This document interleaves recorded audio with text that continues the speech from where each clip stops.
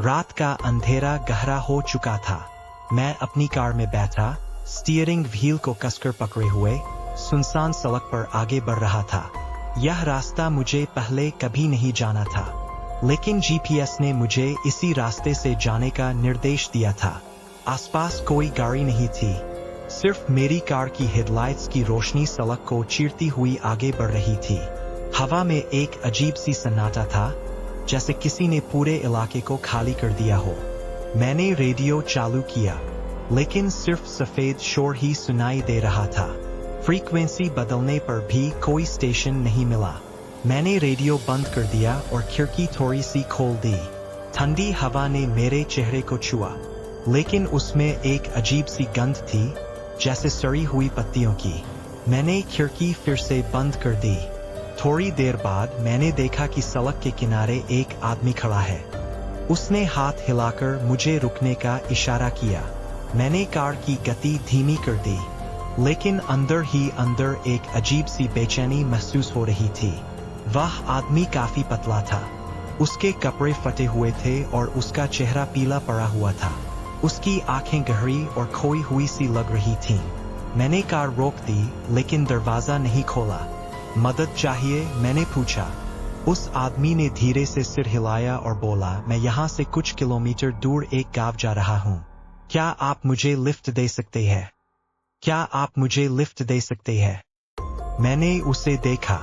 वह बहुत ही कमजोर लग रहा था, लेकिन कुछ अंदर ही अंदर मुझे चेतावनी दे रहा था कि उसे कार में न बैठाओ। फिर भी मैंने दरवाजा खोल दिया। वह आदमी पीछे की सीट पर बैठ गया। उसके शरीर से एक अजीब सी गंध आ रही थी, जैसे सड़ी हुई मिट्टी की।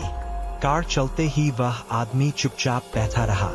मैंने रियर व्यू मिरर में उसे देखा, लेकिन वह सिर्फ खिड़की से बाहर देख रहा था। मैंने पूछा, आपका नाम क्या है? उसने कोई जवाब नहीं दिया। मैंने फिर से पूछा, लेकिन वह चुप रहा। मैंने उसे नजरअंदाज कर दिया और सड़क पर ध्यान केंद्रित किया। थोड़ी देर बाद मैंने देखा कि सड़क के किनारे एक और आदमी खड़ा है। वह भी उसी तरह का था, पतला, फटे कपड़े और पीला चेहरा। उसने भी मुझे रुकने का इशारा किया। मैंने कार रोक दी, लेकिन इस बार मैंने दरवाजा नहीं खोला। मैंने पीछे मुड़कर देखा तो वह आदमी जो मेरी कार में बैठा था, वह गायब था। मेरी सांसें रुक गईं। मैंने कार का इंटीरियर चेक किया, लेकिन वह कहीं नहीं था। वह गायब हो गया था। मैंने तेजी से कार आगे बढ़ाई। मेरा दिल तेजी से धड़क रहा था। सड़क पर अब और भी ऐसे आदमी दिखाई देने लगे, हर कुछ किलोमीटर पर एक।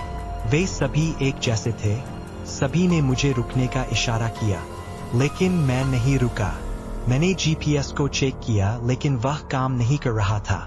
स्क्रीन पर सिर्फ एक ही मैसेज बार बार आ रहा था, आप गंतव्य तक पहुंच चुके हैं। मैंने कार रोक दी और बाहर निकला। आसपास कोई नहीं था, सिर्फ घना जंगल और सुनसान सड़क। तभी मैंने एक आवाज सुनी, धन्यवाद। मैंने पीछे मुड़कर देखा, लेकिन कोई नहीं था। फिर मैंने अपनी कार की तरफ देखा।